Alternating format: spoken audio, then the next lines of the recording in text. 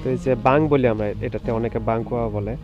তো ওইটাতে তোলার জন্য যা করতে হয় দেখুন, প্রথমে দড়ি, এই যে প্রথমে দড়ির উপরে রেখে দুই পাশে সমান সমান রেখে তারপরে বাং দিতে হবে।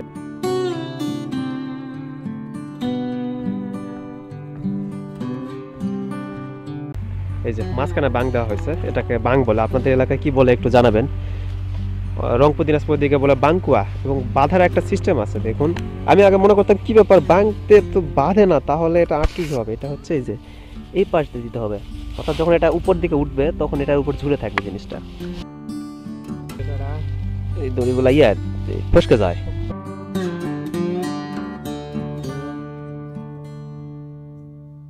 তো এবার ভাইরা আসো, ভাইরা না সরি, সব ভাগনাই হবে ওইদিকে, কারণ শুভ এবং উত্তমের ফ্রেন্ড। তো ভাগনারা কমেন্ট করবে তোমরা অবশ্যই।